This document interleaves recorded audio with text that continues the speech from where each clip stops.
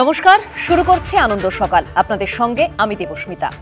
OBC তালিকা নিয়ে রাজ্য সরকারকে ফের ধাক্কা খেতে হলো। রাজ্যের নতুন বিজ্ঞপ্তি নিয়ে হাইকোর্ট অন্তর্বর্তী স্থগিতাদেশ দিয়ে দিল। বিভিন্ন সময় রাজ্যের 4 থেকে 5টি বিজ্ঞপ্তিতে আদালতের নির্দেশ অমান্য করা হয়েছে।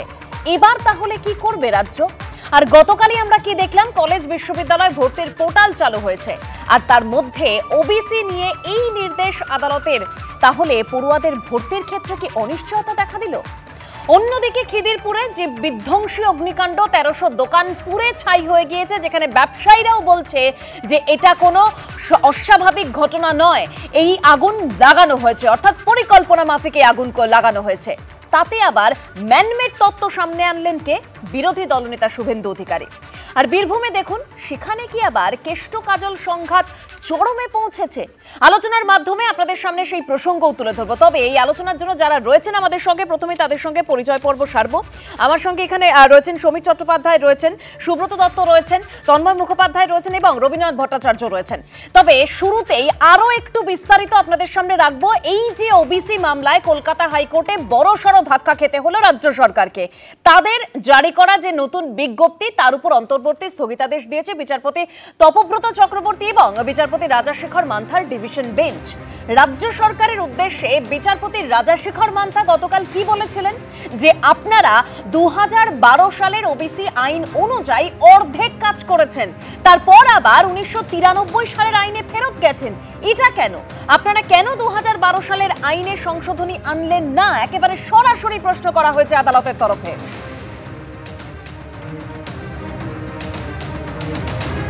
চলতি মাসের শুরুতে বিধানসভায় ওবিসি সংরক্ষণ তালিকা নিয়ে রিপোর্ট পেশ করেছিলেন মুখ্যমন্ত্রী মমতা বন্দ্যোপাধ্যায়। তিনি জানান, 8ই মে 2025 রাজ্য সরকার নতুন ক্যাটাগরি ইস্যু করেছে। 3রা জুন ওবিসি সংরক্ষণ 7% থেকে বাড়িয়ে 10% করা হয়েছে।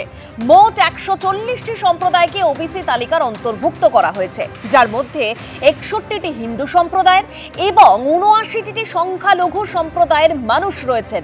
আর সেই বিজ্ঞপ্তিতেই মঙ্গলবার অর্থাৎ গতকাল অন্তর্বর্তী স্থগিতাদেশ জারি করল হাইকোর্ট। 31শে জুলাই পর্যন্ত এই নির্দেশ বলবৎ থাকবে। আদালতের এই যে স্থগিতাদেশ, এ নিয়ে তোলপাড় পড়েছে রাজনৈতিক মহলেও।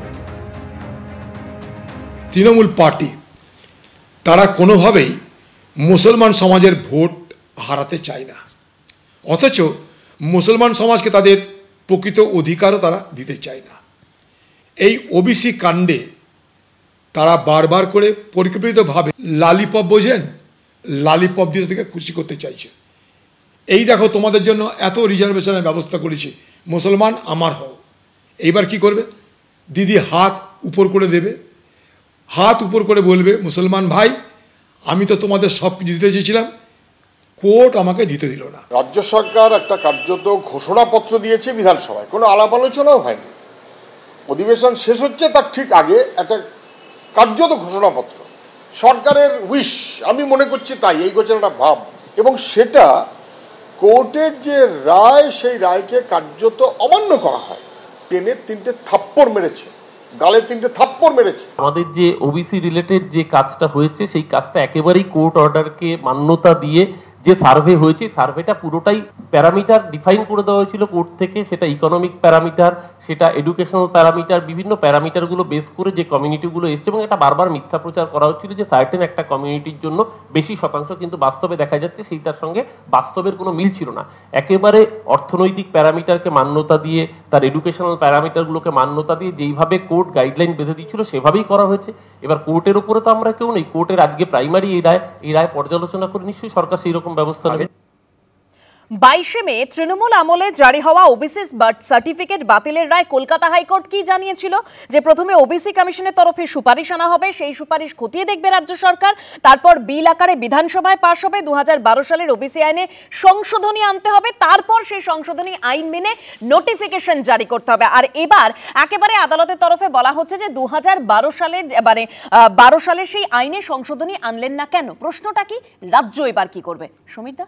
না, এটা তো ঘটনা যে আর্থসামাজিক অবস্থানের প্রেক্ষিতেই ওবিসি লিস্ট, এবং আপনারা জানেন 2024 সালের 22শে মে হাইকোর্টে 12 লক্ষ ওবিসি সার্টিফিকেট যখন ক্যান্সেল হয় তখন হাইকোর্টকে চ্যালেঞ্জ করে রাজ্য সরকার সুপ্রিম কোর্টে যায়, কিন্তু সুপ্রিম কোর্ট কিন্তু রাজ্য সরকার এই হাইকোর্টের ইকে বাতিল করেনি, স্থগিতাদেশ দেয়নি, মানে তারাও জাজমেন্ট করতে পারে। সেখানে বলা হয়েছিল যে 140টা জনগোষ্ঠীর মধ্যে 80টা মুসলিমদের এবং 60টা অমুসলিম, অর্থাৎ এই যে সরকারের যে একটা সদিচ্ছা সকল সম্প্রদায়কে মানুষকে বিভাজনের দৃষ্টিতে না দেখে একটা সার্বিকভাবে রাজ্য সরকারের যে একটা বিল এনে সবার সুযোগ সুবিধা দেওয়া, এটাই প্রাথমিক উদ্দেশ্য। আপনি কন্যাশ্রী, যুবশ্রী, সবুজ সাথী যা যা প্রকল্প সমস্ত এই পিছিয়ে পড়া সব সম্প্রদায়ের মানুষই পাচ্ছে। স্বাভাবিকভাবে আজকে যদি মানে এটা হয়, আমি মহামান্য আদালতকে কোনো অংশেই মানে তাদের মান্যতা দিচ্ছি, কিন্তু এটা ভেবে দেখা দরকার রাজ্য সরকারের সদিচ্ছার যে ব্যাপারটা সেটা কিন্তু অবশ্যই দেখতে হবে। এবার কোথাও যদি কোনো গাফিলতি থাকে, আজকে বিধানসভার কথা বলছেন, বিধানসভায় এই বিলটা কিন্তু মানে আপনারা জানেন যে ড্রাফট হিসেবে আলোচনা হয়েছে, সেখানে বিরোধী দলনেতাও সেই হাতে ড্রাফট পেয়েছিলেন। স্বাভাবিকভাবে আপনারা বলতে পারেন গেজেট আকারে বিল পাস, মানে বিলটাই হয়েছে কিন্তু গেজেট আকারে বিলটা পাস হয়নি। স্বাভাবিকভাবে একটা স্ট্যাগনেশন তৈরি হয়েছে আমাদের ভর্তির ক্ষেত্রে, নিয়োগের ক্ষেত্রে, সার্বিক যে একটা সিস্টেম, একটা তো চলতে হবে, একটা সিস্টেম ব্রেক যাতে না হয় তার জন্যই আজকে এবার আদালতের শীর্ষ আদালত যা ডিসিশন নেবে, একেবারে আপনারা বলছেন যে সুপ্রিম কোর্টের রায়ের অপেক্ষা করছেন, একেবারে সেই জায়গায় যে মামলাটা সুপ্রিম কোর্টে বিচারাধীন তার রায়ের অপেক্ষা করছেন। সেখানেও আদালতের তরফে বলা হয়েছিল যে আমরাও বলেছি ঠিক আছে, তাহলে সেই অবধি কোনো পদক্ষেপ করবেন না, তাহলে কেন করা হলো এটাও কিন্তু প্রশ্ন রয়েছে। এবং তার পাশাপাশি আদালত একদম সরাসরি বলে দিয়েছে যে নির্দেশ অমান্য করেছে রাজ্য সরকার, আইন মেনে জারি করা হয়নি বিজ্ঞপ্তি। রাজ্য সরকারের নতুন ওবিসি বিজ্ঞপ্তিতে অন্তর্বর্তী স্থগিতাদেশ দিতে গিয়ে এমনই কড়া মন্তব্য করতে হয়েছে কলকাতা হাইকোর্টকে। বিচারপতি রাজাশেখর মান্থা বলেন, এখনো পর্যন্ত রাজ্য সরকারের তরফে বিভিন্ন বিষয়ে যে 4 থেকে 5টি বিজ্ঞপ্তি জারি করা হয়েছে তার মাধ্যমে সরাসরি আদালতের নির্দেশ অমান্য করা হয়েছে। রাজ্য সরকারের উদ্দেশ্যে বিচারপতি তপব্রত চক্রবর্তী বলেন, আমরা আগেও বলেছি যে ওবিসি শ্রেণীভুক্ত 66টি সম্প্রদায়কে নিয়ে প্রয়োজনীয় পদক্ষেপ করুন। আপনারাও বলেছেন যে আপনারা সুপ্রিম কোর্টের রায়ের অপেক্ষা করছেন, আমরাও বলেছি যে ঠিক আছে, তাহলে সেই অবধি কোনো পদক্ষেপ করবেন না, অর্থাৎ একদম সরাসরি আইন অমান্যের কথা বলছে আদালত। তন্ময়দা, দেখুন যে এই যে সমীরদা যে বলছেন কোর্টের কথা, সমীরদা এটা বলছেন না যে কলকাতা হাইকোর্ট একসময় বলেছিল যে এই যখন এই সার্টিফিকেটগুলো বাদ দেওয়া হয়েছিল যে এটাকে দেখে লাগছে যে এটা ধর্মের ভিত্তিতে হয়েছে এবং এটা রাজনৈতিক উদ্দেশ্যে করা হয়েছে, এবং সুপ্রিম কোর্টেও তারপরে বলেছে যে ধর্মের ভিত্তিতে কোনো কোটা হতে পারে না, সংবিধান অনুযায়ী সেটা হয় না। তাহলে সুপ্রিম কোর্টে যখন কেস রয়েছে তখন আপনারা এক্সিকিউটিভ অর্ডার দিয়ে এটা বার করে দিলেন কেন? তো সেই জন্য তো আজকে হাইকোর্টে যেতে হলো, সেই জন্য তো হাইকোর্টকে এখন স্টে অর্ডার দিতে হলো, কারণ আপনারা চেষ্টা করছেন যে কোর্টের রায়কে বুড়ো আঙুল দেখাবো, আমরা ক্ষমতায় আছি, আমাদের যেটা মনে হবে সেটা করব। আর আমাদের কি মনে হচ্ছে? আমাদের মনে হচ্ছে আমাদের ভোটটাকে পেতে গেলে ভোট ব্যাংকে খুশি রাখতে হবে, সেই জন্য আজকে দেখুন সমীরদা মাঝখানে কথা বলবেন না, আপনারা মাঝখানে কথা বলবেন, সমীরদা মাঝখানে কথা বলবেন না। এবার দেখুন আমরা বলি না কখনো যে মুসলিমদের চাকরি দেবেন না, কিন্তু ওনারা যেটা করছেন হিন্দুদের চাকরিগুলো নিয়ে মুসলিমদের দিচ্ছেন। কিভাবে হচ্ছে? যে এই যে 2010-এ বা 2012-এর পরে যেগুলো সব 12 পর্যন্ত যেগুলো সমস্ত ঢুকিয়ে দেওয়া হলো, ওবিসি এ করে, ওবিসি বি করে, ওবিসি এর 10%, তো অধিকাংশ মুসলিম শ্রেণীকে ঢুকিয়ে দেওয়া হলো। আরে মুসলিম বিরোধী কেন? আপনারা মুসলিম মানে কেন এত ইয়ে যাচ্ছে? আপনারা তো হিন্দু হিন্দু বলে প্রচার করছেন, মুসলিমকে জবরদস্তি করে করেন না। সেখানে 2010-এ pre-2010 2010-এর আগে ছিল 66টা শ্রেণী, তার মধ্যে ছিল 55টা হিন্দু, 11টা মুসলিম, সেখানে তো ছিল, এবং 17% মুসলিম ছিল। ভোট ব্যাংকের রাজনীতি চলছে রবীন্দ্রনাথ বাবু, তাই তো শোন, এবং সেই ভোটের জন্য করা হচ্ছে। দুটো বিষয় মাথায় রাখতে হবে। প্রথম কথা হচ্ছে তন্ময়বাবু বলছেন যে চাকরির কথা, আরে চাকরি রাজ্যে নেই, উনি তো এগুলো তৃণমূল সরকার যা করছে পুরোটাই তো ভাওতাবাজি। চাকরিটা কোথায় আছে বলুন তো? কোন রাজ্যে আছে চাকরি? আরে কোন রাজ্যে বছরে 2 কোটি করে চাকরি কারা বলেছেন? বলবেন, আপনি আমাকে বলতে দিন। 2 কোটি করে চাকরি কোন রাজ্যে? চাকরি নেই, এবার আপনি বলুন, এই মুহূর্তে যে তড়িঘড়ি করে বিজ্ঞপ্তি বের করা হলো, বিপিএল এর কতগুলো ক্রাইটেরিয়া আছে, 24টা ক্রাইটেরিয়া আছে, যে এই পাকা রাস্তার থেকে 2 কিলোমিটার দূরে বাড়ি হতে হবে, টালির বাড়ি হতে হবে, মোটর বাইক থাকতে হবে না, এরকম ক্রাইটেরিয়াগুলো আছে? কোথাও একটা বিজ্ঞপ্তি জারি করে দিল, বললো নাকি 6 সপ্তাহের মধ্যে 140টা জনজাতির অলরেডি হয়েছে, তাদের রিভিউ করা হয়ে গেছে, সমীক্ষা করা হয়ে গেছে। তো ক্রাইটেরিয়াগুলো কোথায়? আমরা তো ক্রাইটেরিয়া দেখে কোড বুঝবেন, কোনো ক্রাইটেরিয়া নেই। খেয়াল খুশি মতো আমার মনে হলো যে 52% কম সময়ের মধ্যে কি করে সমীক্ষা হলো সেটা তো বড় প্রশ্ন। সেটাও তো নিশ্চিত যে এতগুলো জনজাতিকে একটা সমীক্ষা করবার একটা নির্দিষ্ট সময় দরকার, তা নয়। আসলে পশ্চিমবঙ্গের সংখ্যালঘুর সামনে নিজের মুখটাকে তুলে ধরতে হবে, আমি সংখ্যালঘুদের কিচ্ছু হচ্ছে না।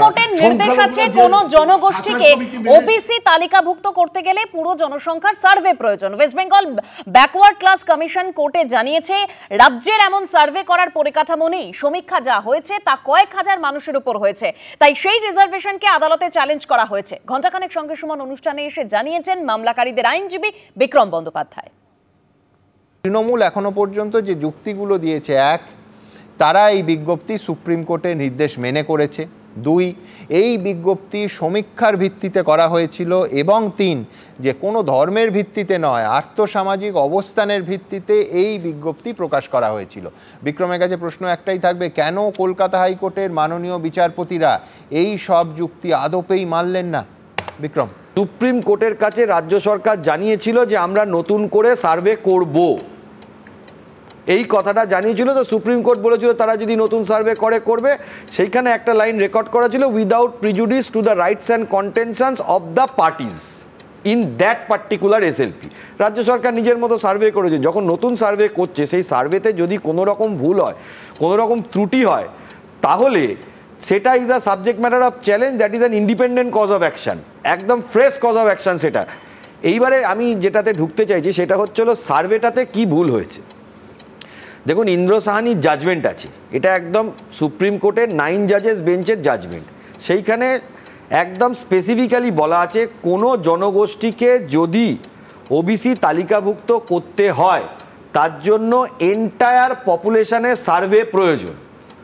রাজ্য সরকার কোর্টের কাছে এফিডেভিট দিয়ে বলছে তাদের, রাজ্য সরকার না sorry commission, West Bengal backward class commission তাদের এফিডেভিটে ডকুমেন্ট অ্যানেক্স করে বলছে রাজ্য সরকারের তরফ থেকে এন্টায়ার পপুলেশন সার্ভে করার মতন ইনফ্রাস্ট্রাকচার নেই, এবং এই এন্টায়ার পপুলেশন সার্ভে করা, এখানে আমি আটকাবো, তাহলে এই সমীক্ষাটা কিসের ভিত্তিতে হয়েছে? এই সমীক্ষা যেটা হয়েছে সেটা হলো কিছু কমিউনিটি, কিছু ক্লাস তারা অ্যাপ্লিকেশন জমা দিয়েছে, 50টা 60টা 100টা 1000টা করে হাউস হোল্ডে গিয়ে বাড়িতে বাড়িতে দেখা হয়েছে।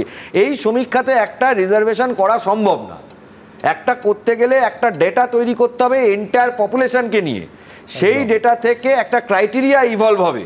3টে ক্রাইটেরিয়া স্পেসিফিক বলা আছে আমাদের সংবিধান অনুযায়ী কারা কারা ব্যাকওয়ার্ড হতে পারে, সোশ্যাল, ইকোনমিক, এডুকেশনাল। এই টোটাল প্রসেসটা হয়নি বলে আমাদের কোর্টের কাছে আবেদন ছিল, অভিযোগ ছিল।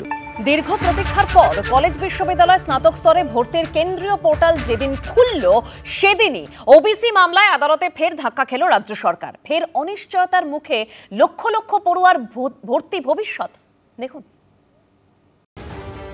পোর্টাল খুলল কিন্তু জট পুরোপুরি খুলল না। উচ্চ মাধ্যমিকের ফল প্রকাশের 40 দিন পর যেদিন পোর্টালের উদ্বোধন করলেন শিক্ষামন্ত্রী, সেদিনই ওবিসি মামলায় কলকাতা হাইকোর্টে বড় ধাক্কা খেল রাজ্য সরকার। পোর্টাল উদ্বোধনের কয়েক ঘন্টার মধ্যেই রাজ্য সরকারের নতুন বিজ্ঞপ্তিতে অন্তর্বর্তী স্থগিতাদেশ দেয় কলকাতা হাইকোর্ট, যার জেরে ভর্তি নিয়ে তৈরি হলো নতুন অনিশ্চয়তা।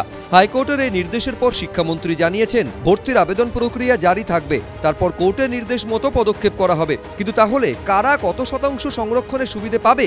ভর্তি প্রক্রিয়া কি থমকে যাবে? 30 এপ্রিল ফল বেরিয়েছে আইএসসির, 7ই মে প্রকাশিত হয়েছে উচ্চ মাধ্যমিকের ফল, সিবিএসইর দ্বাদশ শ্রেণীর ফল প্রকাশিত হয়েছে 13ই মে। তারপরেও এতদিনে ভর্তির পোর্টাল চালু করা হয়নি। প্রকাশিত হয়েছে জয়েন্ট এন্ট্রান্স মেইন ও অ্যাডভান্সডের ফল, কিন্তু এখনও প্রকাশিত হয়নি রাজ্য জয়েন্টের রেজাল্ট। বুধবার সকাল 10টা থেকে পোর্টাল খোলার কথা, যেখানে আবেদন করা যাবে 17টি বিশ্ববিদ্যালয়ের অধীনে থাকা 460টি কলেজে। কৃষ্ণেন্দু অধিকারী, উজ্জ্বল মুখোপাধ্যায়, বিজেন্দ্র সিংহ, এবিপি আনন্দ, কলকাতা।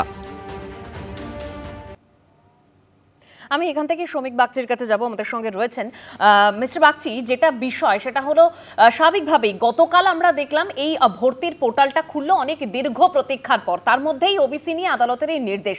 স্বাভাবিকভাবেই কি এই পড়ুয়াদের ভবিষ্যৎ আবারও অনিশ্চয়তার মধ্যে পড়ে গেল? হ্যাঁ, কিছুটা তো বলতেই হবে। তার কারণ হচ্ছে হাইকোর্ট দেখুন স্থগিতাদেশ রয়েছে, নতুন যে ওবিসি যেটা শংসাপত্র সেটা হাইকোর্ট মনে করছে যে সেই শংসাপত্র সেগুলো কিছুটা মানে রাজ্য সরকার তড়িঘড়ি করেই সেটাকে তৈরি করেছে বা রাজ্য সরকারের তরফে ঠিক মতন সমীক্ষা করা হয়নি, যেটা বারবার সুপ্রিম কোর্ট করবে। মানে সুপ্রিম কোর্ট বলেছিল যে এই শংসাপত্র যদি রাজ্য সরকার তৈরি করে সেক্ষেত্রে সুপ্রিম কোর্টের কোনো বাধা নেই, এবং সেই অনুযায়ী রাজ্য সরকার কিন্তু করেছিল। কিন্তু সেই শংসাপত্রে গণ্ডগোল আছে এবং এই ওবিসি সার্টিফিকেটগুলো যেগুলো করা হয়েছে সেগুলো সমস্ত মানে যত এখানে জনগোষ্ঠী রয়েছে যারা মানে কনস্টিটিউশনাল পেরিফেরি অনুযায়ী যারা আসার কথা, যে 3টে ক্রাইটেরিয়া মেনটেন করার কথা, সেই 3টে ক্রাইটেরিয়া মেনটেন না করে করা হয়েছে, এই ধরনের একটা কথা বারবারই উঠে এসেছে মানে কোর্টের সামনে, যার জন্য কিন্তু কোর্ট স্থগিতাদেশ দিয়েছে।